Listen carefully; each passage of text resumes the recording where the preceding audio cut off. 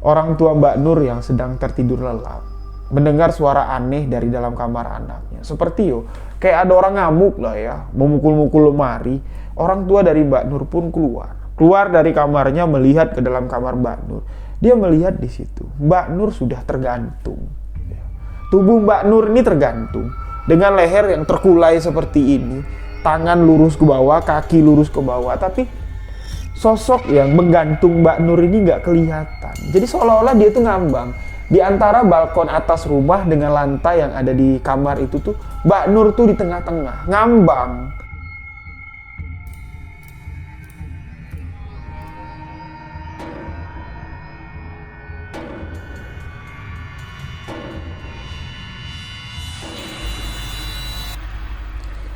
Bismillahirrahmanirrahim. Assalamualaikum warahmatullahi wabarakatuh. Halo sahabat sebuah kisah misteri, kembali lagi bersama saya Ryu Wijaya. Terima kasih kepada sahabat-sahabat yang telah mendengarkan kisah misteri yang saya ceritakan. Terima kasih juga kepada sahabat-sahabat yang selalu memberikan dukungan, memberikan support agar channel ini dapat berkembang. Untuk sahabat yang baru bergabung, baru mendengarkan kisah misteri yang saya ceritakan, sahabat boleh mengklik tombol subscribe dan jangan lupa aktifkan notifikasi loncengnya agar tidak ketinggalan video-video sebuah kisah misteri selanjutnya. Sahabat juga bisa menfollow akun Instagram saya Ryu.Wijaya91 karena di Instagram saya sering live untuk menceritakan kisah-kisah misteri. Dan di sebuah kisah misteri kali ini saya akan menceritakan sebuah kisah misteri yang terjadi di Jambi, di salah satu daerah yang berada di Provinsi Jambi. Kisah ini menceritakan seorang wanita yang kesurupan berbulan-bulan karena wanita ini membuang pembalut sembarangan. Jadi, bagaimana kisahnya? Simak hanya di sebuah kisah misteri.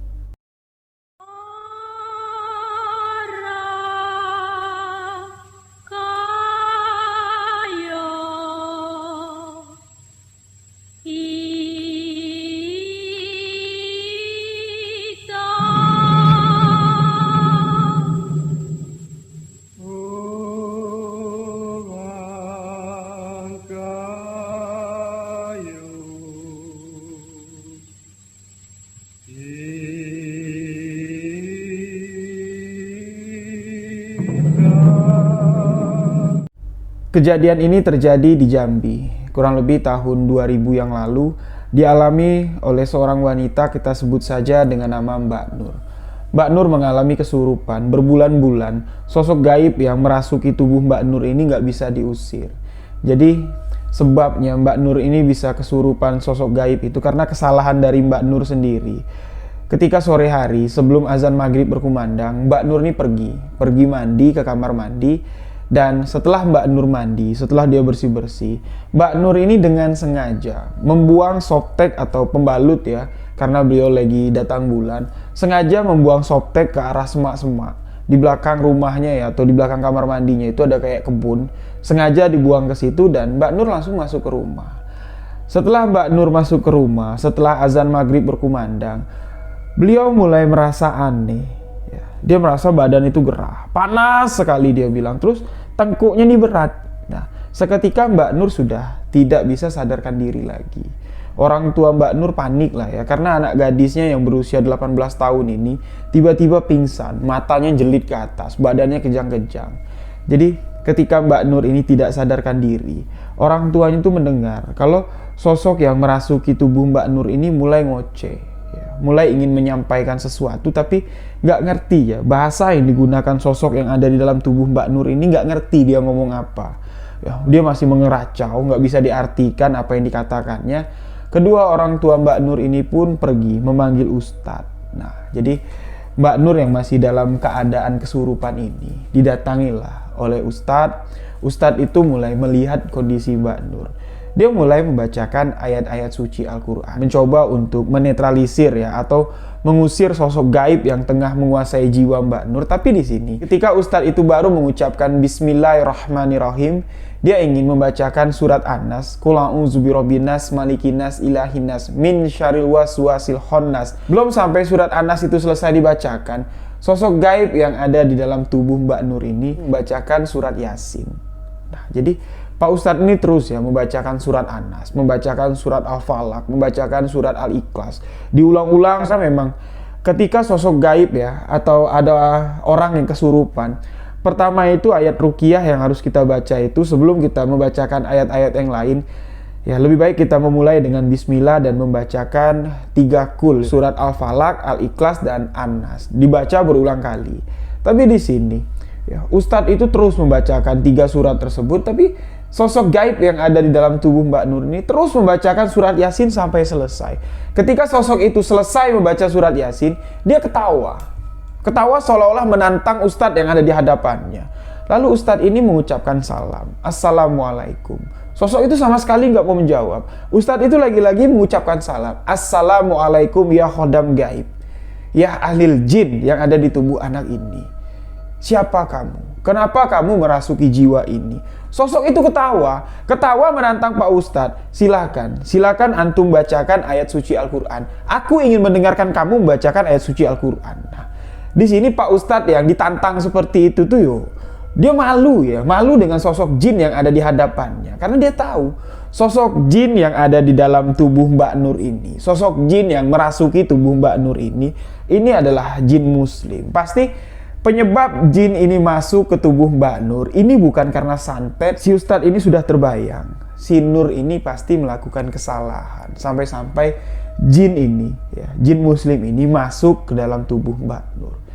Di sini Pak Ustadz mencoba untuk kembali berinteraksi dengan sosok gaib, sosok jin yang ada di dalam tubuh Mbak Nur.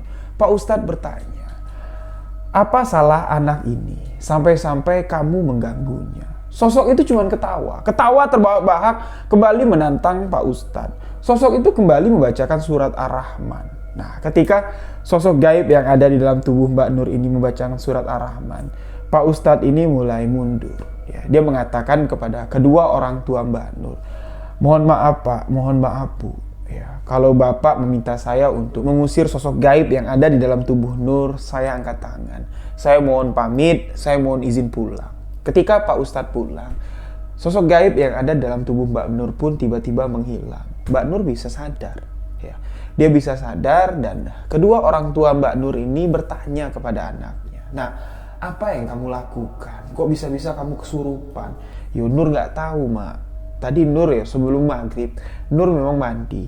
Nah, ketika Nur selesai mandi, masuk ke dalam rumah, Nur cuma ngerasa kalau badan Nur nih kok gerah sekali, panas. Dan Nur merasa kalau tengkuk atau kuduk ya, bagian kuduk Nur nih berat. Dan saya udah nggak bisa sadar lagi. Sadar-sadar badan saya lemas ya. Bapak sama Mak udah panik kayak gini. Orang tua dari Mbak Nur pun menceritakan kejadian yang dialami oleh Mbak Nur barusan ya. Mbak Nur ini kesurupan sosok gaib yang menguasai tubuhnya. Tapi sosok gaib itu ketika ingin diusir sama Pak Ustadz, sosok itu lebih pandai lagi, lebih hafal Al-Quran, sampai-sampai Pak Ustadz ini angkat tangan.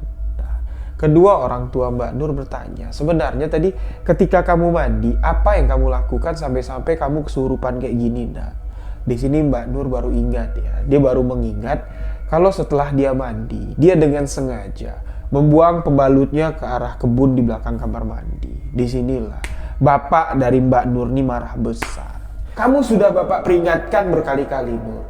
Jangan pernah sembarangan buang apapun ke arah kebun belakang kamar mandi kita tuh, jangan.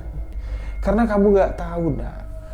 Di belakang kamar mandi kita, di belakang pekarangan rumah kita itu memang angker sekali. Dulu zaman Bapak kecil-kecil, ya, Bapak sering melihat orang keluar masuk di kebun itu tapi nggak tahu orang itu siapa. Kadang-kadang penampilannya seperti manusia, seperti kita kayak pakaian biasa lah ya. Kadang-kadang menggunakan jubah dan orang sekitar sini juga udah tahu kalau di belakang itu terdapat kerajaan jin. Kamu ngapain buang pembalut di situ? Itu kotor. Jadi ketika bapaknya si Mbak Nur ini tahu ya penyebab kalau anaknya ini ya diganggu oleh jin yang ada di belakang rumahnya, di belakang kamar mandi itu karena kesalahan si Nur itu sendiri. Pada malam hari itu juga bapak Mbak Nur langsung keluar dari rumah bawa senter, berniat untuk mengambil kembali softtek atau pembalut yang dibuang sama Mbak Nur. Tapi kurang lebih 1 jam bapak Mbak Nur mencari di sekitaran kebun itu ya, di pokok-pokok pisang yang besar-besar itu, bapaknya Mbak Nur ini sama sekali tidak melihat. Di situ ada bekas sotek yang dibuang oleh anaknya. Bapak Mbak Nur kembali masuk ke dalam rumah, bertanya sama Nur, "Nur, kamu buangnya di daerah mana? Di bagian mana?" Kembali lagi di sini Mbak Nur menunjukkan ya. Dia buka pintu belakang, ditunjuklah sama Mbak Nur.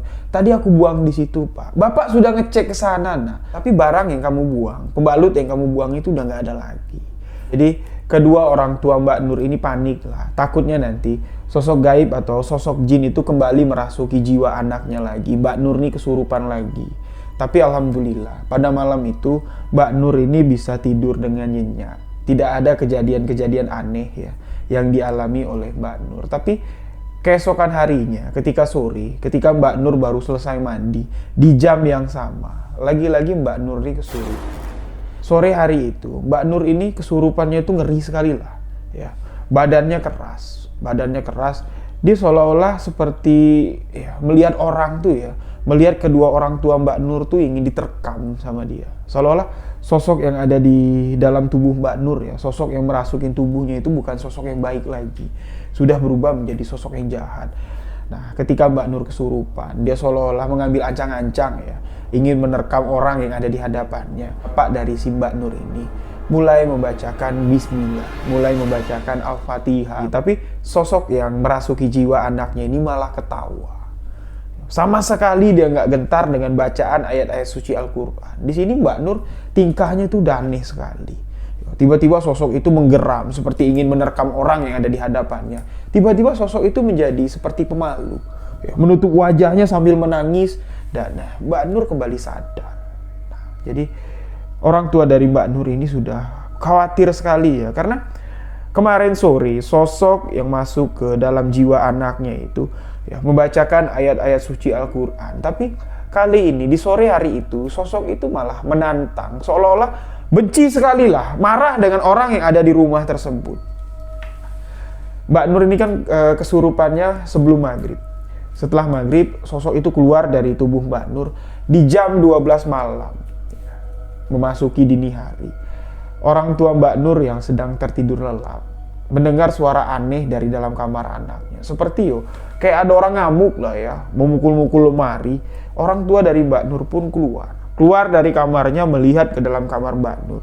Dia melihat di situ Mbak Nur sudah tergantung.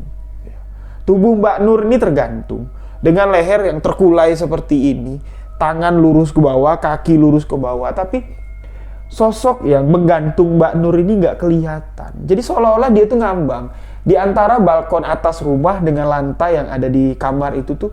Mbak Nur tuh di tengah-tengah ngambang. Mbak Nur itu terlihat lehernya terpletot seperti ini sambil mengeluarkan air dari mulutnya. Orang tua Mbak Nur panik. Orang tua Mbak Nur panik, berteriak, meminta bantuan lah ya, meminta bantuan kepada tetangga. Tapi ketika orang tua Mbak Nur ini ingin mencari bantuan, sosok Mbak Nur ini pun jatuh. Prang! Jatuh lagi kayak gitu dan Mbak Nur nggak sadarkan diri.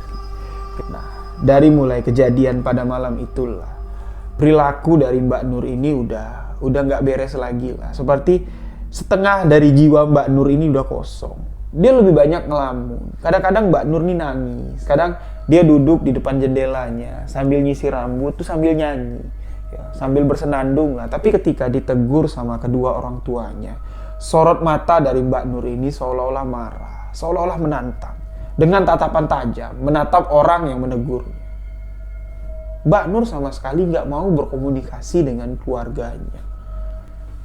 Jadi Mbak Nur ini sudah perilakunya itu kayak orang gila lah, kayak orang yang jiwanya terganggu. Hari-hari Mbak Nur nih mulai berubah. Yang tadinya dia seorang anak yang ceria. Setelah kejadian di jam 12 malam itu, Mbak Nur yang tubuhnya ditemukan oleh orang tuanya tergantung di kamar seperti itu. Mbak Nur ini kalau jalan ya, kalau dia keluar rumah, dia jalan tuh sambil megangin rambutnya. Berjalan nggak tahu, arah tujuannya tuh nggak tahu kemana. Kadang-kadang Mbak Nur nih nggak pakai sendal. Kadang-kadang sendalnya tuh beda sebelah. Setiap ada orang yang menyapa Mbak Nur, "Nur, kamu mau kemana?" Dia cuma menatap tajam seolah-olah Mbak Nur nih marah. Tapi dia sama sekali nggak mau berbicara.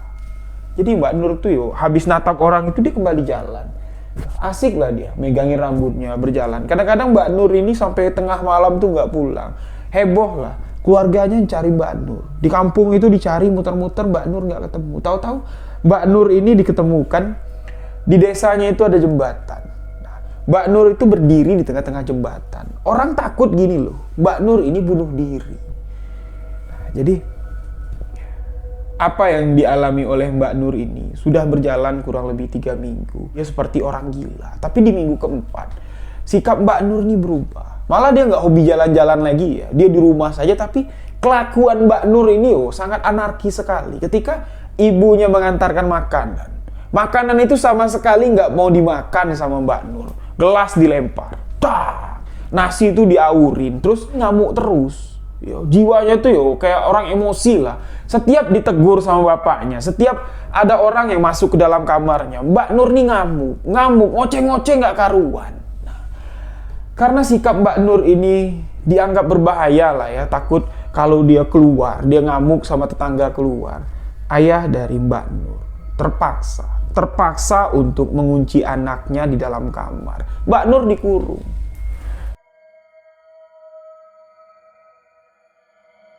Jadi 1 bulan berlalu, masuk di bulan kedua orang tua Mbak Nur ini udah nggak tahu lagi harus berbuat apa. Beberapa saran dari warga mengatakan, bawalah anak kamu ke rumah sakit jiwa. Nanti kalau dibiarin lama-lama, kalau Nur nih dibiarin di rumah saja ya, Nur nih malah dikurung, Nur nih dikasarin ya, malah kejiwaannya makin terganggu. Tapi kedua orang tua Mbak Nur ini nggak mau bawa anaknya ke rumah sakit jiwa karena dia tahu apa yang dialami oleh anaknya ini bukan penyakit mental, tapi terkena gangguan dari makhluk gaib. Jadi ibu dari Mbak Nur punya ide lah, mengatakan kepada bapaknya, lebih baik kita datangkan dukun. Kita coba minta bantuan kepada dukun, berikhtiar lah, kata emaknya Mbak Nur ini. Mana tahu dukun itu bisa mengusir sosok gaib yang menguasai diri Nur. Bapaknya Mbak Nur pun karena udah nggak ada jalan lain, dia mencarilah dukun yang ada di kampung tersebut. Tapi nggak gampang lah ya nyari dukun yang benar-benar paten yang bisa mengobatin anaknya. Dukun pertama datang. Ketika dukun pertama datang, belum sempat mengobati si Mbak Nur. Dukun itu sudah disembur, sudah diomelin sama Mbak Nur, diusir sama sosok gaib yang menguasai Mbak Nur. Kamu pulang, kamu masih anak ingusan. Kalau kamu datang ke sini untuk mengusir saya, mending kamu pulang. Dukun yang pertama itu digituin dia pulang karena dukun ini tahu sosok yang ada di dalam diri Mbak Nur itu bukan sosok yang sembarangan. Dia mengatakan kepada kedua orang tua Mbak Nur, kalau yang saya lihat, sepintas saya lihat yang menguasai diri anak ibu dengan bapak, itu adalah sosok yang sangat besar sekali. Bukan tubuhnya yang besar, tapi kekuatannya yang sangat besar sekali. Jadi dukun pertama pulang, dukun kedua datang, digituin juga. Diusir, disuruh pulang. Sampailah dukun keempat yang datang untuk mengobati si Mbak Nur. Nah, kita sebut sajalah dengan nama Mbah Jambrong. Mbah Jambrong ini memang dikenal memiliki ilmu kebatinan yang sangat tinggi. Orang juga banyak mengatakan kalau Mbah Jambrong ini bisa menarik barang gaib. Jadi didatangkanlah Mbah Jambrong. Datang Mbah Jambrong ke rumah itu, dibukalah pintu dari kamar si Mbak Nur. Ketika pintu itu dibuka, Mbak Nur ini sedang duduk bersila. Di depan pintu itu dia sedang duduk bersila. Mbah Jambrong yang baru jelinguk baru nengokin kepalanya ke depan pintu itu langsung disuruh masuk. Masuk sini. Kalau kamu mau datang ke sini, kamu masuk ke sini. Jangan celinguk-celinguk kayak gitu. Kamu duduk di sini. Jadi sosok gaib yang ada di dalam tubuh Mbak Nur ini, dia mulai berkomunikasi dengan bahasa manusia, bahasa yang bisa dimengerti lah ya oleh orang-orang kampung situ. Masuk sini. Kalau kamu mau datang ke sini, kalau kamu mau mengusir saya, kamu duduk di sini. Nah, Mbah Jambrong yang memang memiliki ilmu kebatinan yang tinggi lah, digituin sama sosok gaib yang ada di dalam tubuh Mbak Nur tuh, dia marah, dia terpancing emosi, duduklah. Mereka duduk berhadapan, tapi ini di tengah-tengah pintu ya. Jadi Mbak Nur ini di dalam kamarnya, Mbah Jambrong di luar kamar, ada pintu tuh dibuka. Mbah Jambrong mulai mengeluarkan beberapa sesajen yang dia bawa. Dia mulai bawa keris, Dia mengeluarkan jimat-jimat yang dia bawa. Dia minta sama orang tua Mbak Nur tuh minta air sebaskom. Bawa air sebaskom ke sini. Mbah Jamrong mulai duduk bersila. Dia mulai membakar kemenyan dengan jampi-jampinya. Sosok yang ada di dalam tubuh Mbak Nur itu dia cuma seolah-olah sambil memetik zikir, memetik tasbih. Dia ketawa. Kalau menyan yang kamu bakar cuma secuil, kurang. Bakar lagi. Kalau perlu kamu bawa menyan sekarung ke sini. Kalau kamu mengusir saya dengan cara seperti itu, kamu nggak bakal bisa. Jadi Mbah Jamrong yang marah ya, dia langsung mencabut kerisnya. Keris pusaka yang dimiliki Mbah Jamrong ini dicabut, dimasukkan ke dalam air dan air itu dicipratin sama si jin.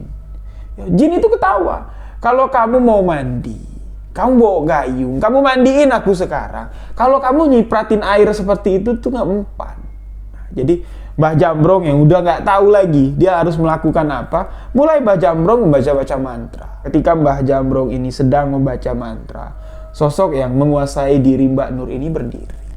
Berdiri dia mulai membacakan ayat-ayat suci Al-Quran. Mendekati Mbah Jamrong dan tiba-tiba Mbah Jamrong ini mental.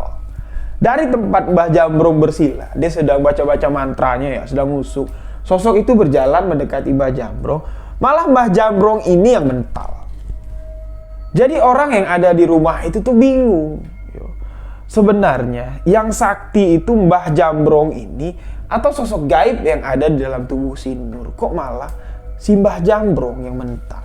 Nah, setelah Mbah Jamrong mental, sosok gaib itu kembali duduk di tempat duduknya Mbah Jamrong yang dekat air ya, dekat air sewadah, dekat keris, dekat kemenyan.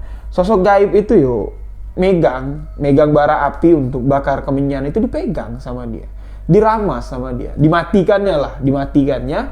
Si Mbah Jamrong tuh bilang, ngomong sama sosok gaib yang ada di hadapannya, kamu tuh siapa? Kenapa kamu mengganggu anak ini? Sosok itu cuma senyum sambil meramas bara yang ada di hadapannya. Lagi-lagi Mbah Jamrong bertanya, kalau kamu memang sosok baik, kalau kamu memang sosok jin muslim, kamu nggak boleh mengganggu anak ini, apalagi sampai menyakitinya. Sudah berbulan-bulan anak ini menderita. Sosok itu cuma senyum. Mbah Jamrong minta lagi, saya minta sekali lagi agar kamu keluar dari tubuh anak ini. Sosok itu menghadap Mbah Jamrong ya, melihat Mbah Jamrong yang wajahnya udah pucat. Sosok itu mengatakan, kalau kamu minta saya keluar dari sini, saya minta kamu mengucapkan 2 kalimat syahadat. Kamu bertobat. Apa yang kamu lakukan tadi itu sama sekali tidak dapat melukai aku. Sama sekali tidak mempan dengan aku. Mantra-mantra yang kamu bacakan, ilmu hitam yang kamu keluarkan, keris pusaka yang kamu gunakan itu nggak mempan.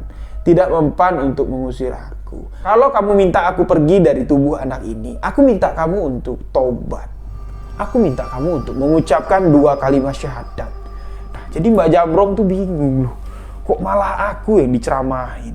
Nah, jadi karena Mbah Jamrong ini memang niatnya baik, dia pun mengikuti apa yang dikatakan oleh sosok gaib yang ada dalam tubuh Mbak Nur. Mbah Jamrong ini membacakan 2 kalimat syahadat. Asyhadu an la ilaha illallah wa asyhadu anna Muhammad Rasulullah. Mbak Nur pun langsung pingsan. Tek. Benar apa yang dikatakan sosok gaib tersebut. Ketika Mbah Jamrong ini mengucapkan 2 kalimat syahadat, Mbah Jamrong ini bertobat. Sosok itu keluar dari tubuh Mbak Nur.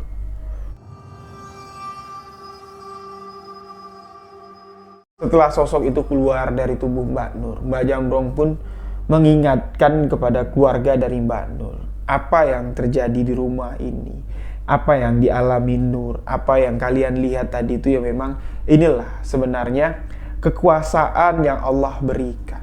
Allah menunjukkan kekuasaannya kepada kita. Mungkin bapak sama ibu menganggap sosok yang ada di tubuh anak bapak ibu ini adalah sosok jahat. Tapi apa yang bapak ibu dengar tadi, apa yang kita saksikan sama-sama tadi itu ya, itulah kenyataannya. Ketika sosok itu menyuruh saya bertobat, hati saya ini seperti dicambuk, seperti disambar geledek lah dia bilang. Hati saya bergelegar dan saya bisa merasakan sosok yang ada di dalam tubuh anak ibu ini adalah sosok jin muslim yang baik sekali. Tapi nggak tahu ya, saya nggak paham kenapa sosok itu menguasai tubuh anak bapak dengan ibu. Kenapa dia membuat Nur sampai berbulan-bulan seperti ini. Saya nggak tahu kenapa. Tapi alhamdulillah sosok itu sudah keluar dari tubuh si Nur. Insya Allah mudah-mudahan sosok tersebut tuh nggak masuk lagi, nggak merasuki tubuh si Nur lagi. Si Mbah Jambrong pun izin pulang.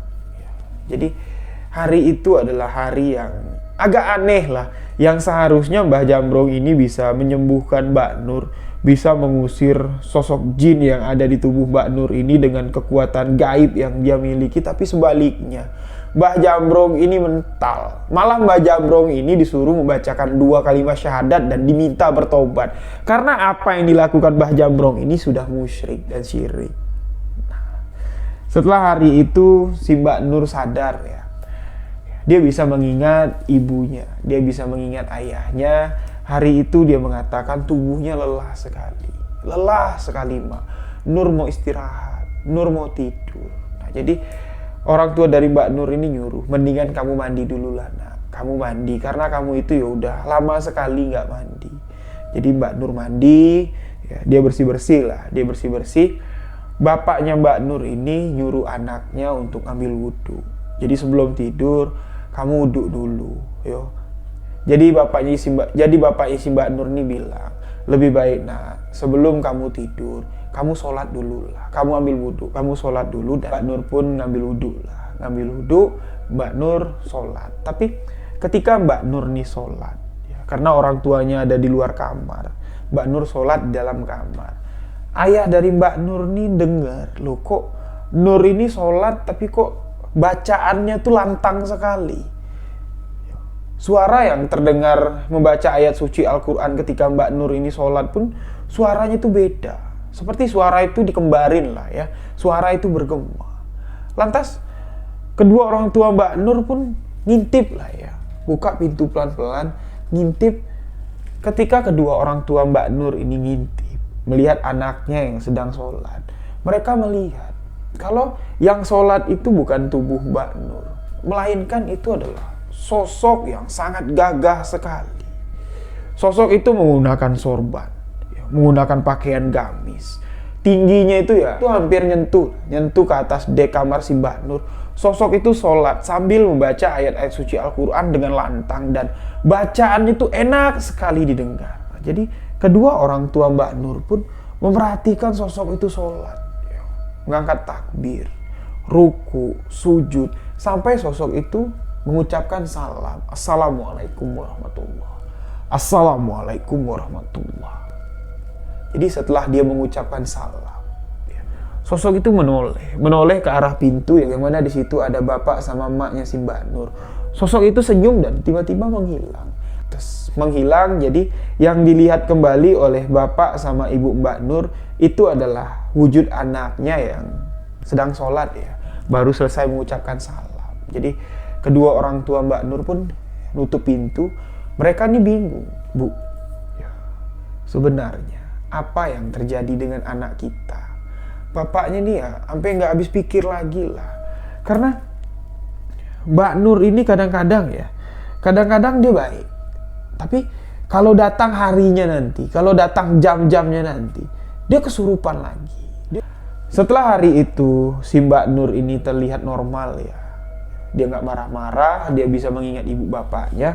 Kedua orang tua Mbak Nur ini takut kalau Mbak Nur kumat lagi. Akhirnya, hari itu juga, kedua orang tua Mbak Nur ini pergi ke salah satu pondok pesantren. Mencari kiai yang ada di sana, kiai pendiri pondok pesantren tersebut datang ke sana menceritakan apa yang dialami oleh Mbak Nur. Pak Kiai cuma senyum-senyum. Ibu Mbak Nur bilang, loh, mohon maaf Pak Kiai, kami menceritakan hal yang serius, tapi kok Pak Kiai senyum-senyum. Pak Kiai ngomong, yo, saya mesti apa Bu? Kalau dengar cerita seperti itu tuh yo, saya nggak takut, saya nggak ngeri, saya nggak serem. Tapi yo, kejadian yang dialamin sama anak sama bapak ibu itu memang ya, kerjaan jin muslim, dia bilang. jin itu marah karena anak bapak dengan ibu itu sudah berbuat salah. Ya, jadi Pak Kiai mengatakan, insya Allah saya akan mencoba membantu anak bapak dengan ibu. Tapi sebelum saya datang ke rumah bapak dengan ibu, saya minta Pak Kiai mengeluarkan sebotol air. Tolong berikan air ini kepada anak bapak dengan ibu ketika dia sedang kesurupan. Kalau dia kumat ya, kalau dia sedang kesurupan lagi, sosok gaib itu masuk, bapak berikanlah air ini. Jadi bapaknya Mbak Nur ini ngomong, Pak Kiai, jangankan mau saya berikan minum. Kalau dia sedang kesurupan, kalau datang kesurupannya tuh dia lagi mau diem aja. Anak saya itu kalau kami tegur tuh cuma natap, melotot seolah-olah mau nerekam kami. Tapi kalau tiba-tiba dia datang yang ngerasukin tubuhnya tuh mau ngamuk-ngamuk, seisi rumah tuh habis. Semuanya dipecahin sama dia, semuanya dibanting sama dia. Ya boro-boro kalau saya mau ngasih air minum. Pak Kiai lagi-lagi tersenyum. Mengatakan kepada bapak si Mbak Nur, Pak, apapun yang belum kita lakukan, itu jangan kita mendahului kehendak Tuhan. Siapa bilang sosok itu nggak mau minum air yang saya berikan? Apakah Bapak bisa memastikan ketika si Mbak Nur ini kesurupan, Bapak sodorin air, sosok itu buang air Bapak atau minum air Bapak? Apakah Bapak bisa memastikannya? Nggak bisa kan? Coba dulu Pak, berikhtiar dulu. Kita nggak boleh mendului kuasa dari Allah. Segala sesuatu yang belum terjadi, jangan katakan terjadi dulu. Bapaknya Mbak Nur ini bingung lah mendengar penjelasan dari Pak Kiai. Karena bapaknya Mbak Nur kan berpikiran seperti ini. Si Mbak Nur ini kesurupan sudah 2 bulan lebih. Udah dicoba lah ketika dia kesurupan, dikasih air yang sudah dibacakan surat Al-Fatihah, surat Kursi. Tapi air itu dibuang. Malah sosok itu ngamuk-ngamuk. Ya mana mungkin lah dengan air yang diberikan oleh Pak Kiai ini, sosok itu mau minum. Jadi Bapak Mbak Nur itu mengatakan sesuai dengan pengalamannya lah. Tapi Pak Kiai bilang, jangan mendahului kuasa dari Allah. Coba dulu. Akhirnya Bapak dan Ibu Mbak Nur pulang ke rumah. Air yang ditaruh di botol aqua itu dibawanya pulang. Alhamdulillah, setelah Mbak Nur sadar hari itu, sosok itu pergi ya dari tubuh Mbak Nur. Selama 4 hari, Mbak Nur ini bisa sadar. Malah Mbak Nur ini bisa bantu ibunya masak. Tapi pada suatu ketika, di jam 12 malam, masuk jam 1 dini hari, lagi-lagi terdengar suara aneh dari dalam kamar Mbak Nur. Seperti plafon ya, seperti dek kamar Mbak Nur itu ada yang mencakar. Krak, krak, krak, krak. Kedua orang tua Mbak Nur masuk dalam kamar, melihat kalau anaknya itu sudah telentang. Telentang seperti ini, badan itu ngambang, seperti ada yang ngangkat. Nah, suara yang terdengar seperti orang mencakar-cakar bagian dek ya, bagian dek rumah itu memang tangan si Mbak Nur ini. Dia seperti ingin menggapai dek itu karena dia tahu ya, dia sadar kalau tubuhnya itu keangkat kayak gini. Orang tua Mbak Nur langsung ucap, Astagfirullahaladzim, Allahu Akbar. Bapak Mbak Nur azan, Allahu Akbar, Allahu Akbar.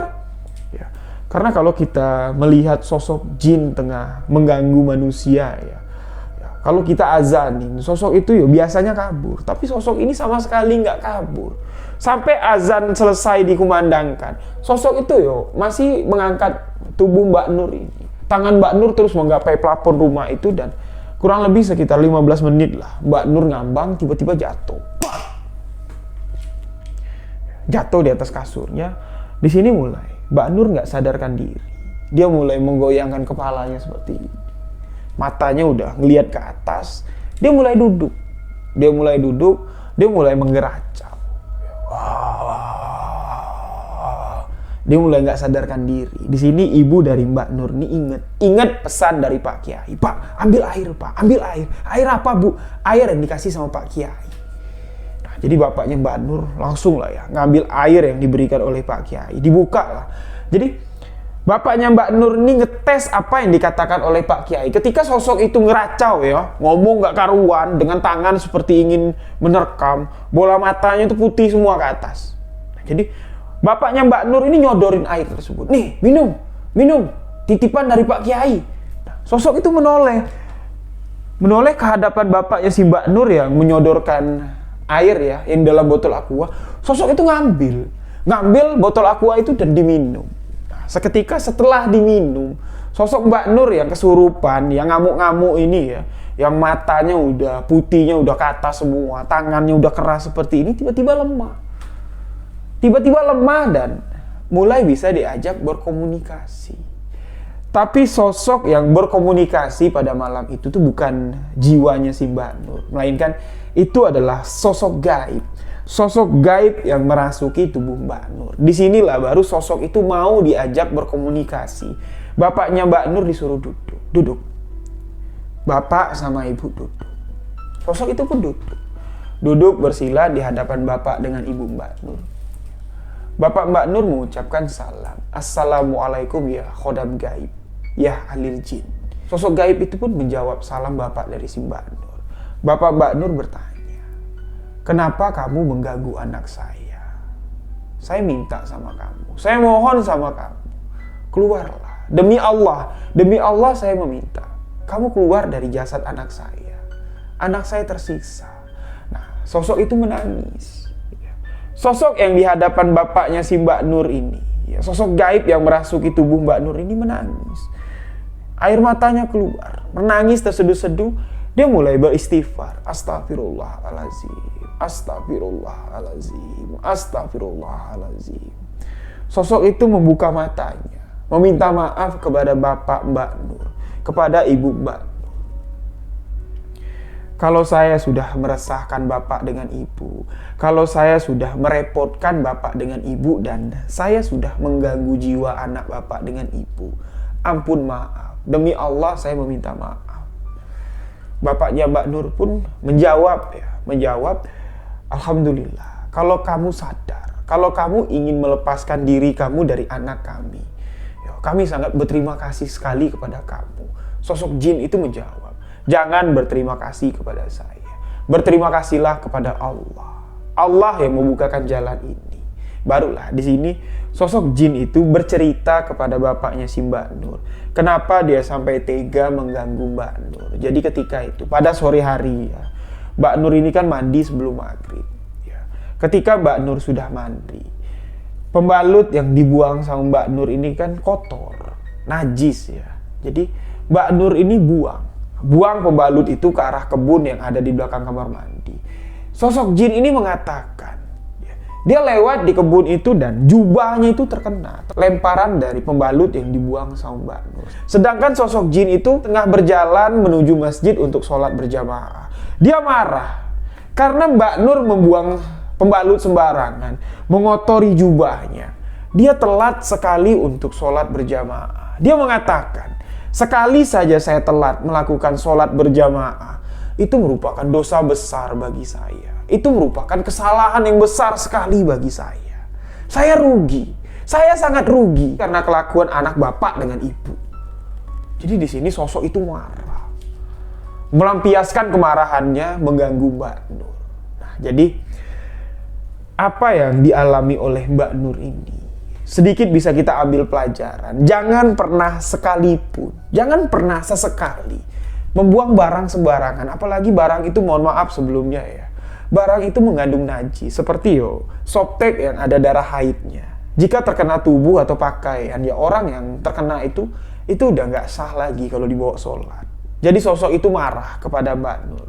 Nah, alhamdulillahnya, setelah sosok itu meminum air dari Pak Kiai, hatinya itu terbuka. Dia bertanya kepada Bapak Mbak Nur, kepada Ibu Mbak Nur, kalau boleh saya bertanya, apa yang kalian berikan kepada saya tadi? Itu adalah air yang diberikan oleh Pak Kiai. Jadi bapaknya Mbak Nur menyebutkan nama Kiai tersebut. Sosok itu kembali menangis. Menangis, Bapak Mbak Nur bertanya, kenapa kamu menangis? Sosok itu menangis sejadi-jadinya.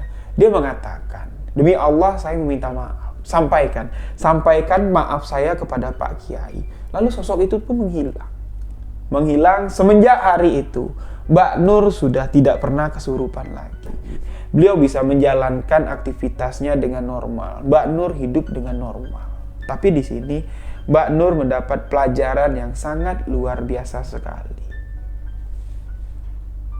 Dia jerah untuk berperilaku sembarangan.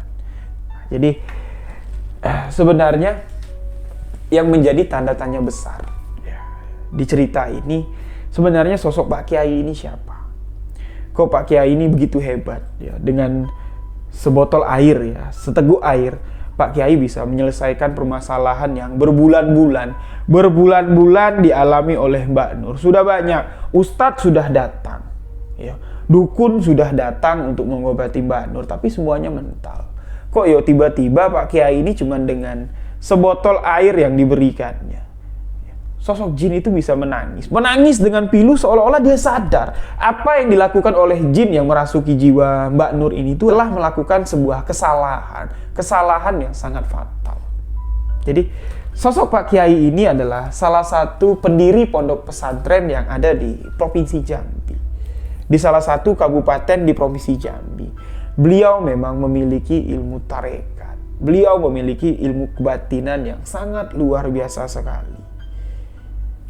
Pak Kiai ini, dia bercerita kepada saya, kalau untuk jin, cerita jin, jin kafir, jin muslim, itu semuanya memang ada. Bahkan Pak Kiai ini pernah mengatakan kepada saya, beliau pernah menjadi imam, makmumnya itu semuanya jin. Insya Allah nanti di sebuah kisah misteri selanjutnya akan saya ceritakan kepada sahabat-sahabat semua, untuk menjadi pembelajaran untuk kita semua. Demikian sebuah kisah misteri kali ini.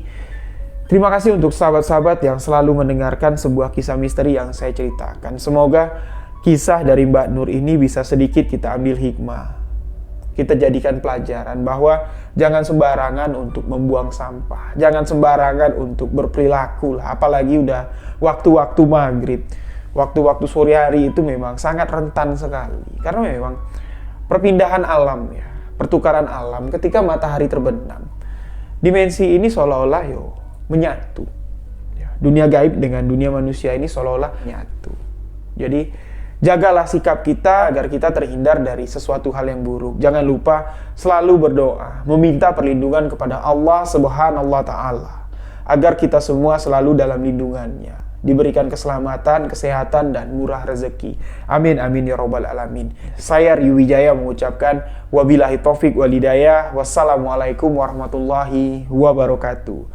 Salam sebuah kisah misteri.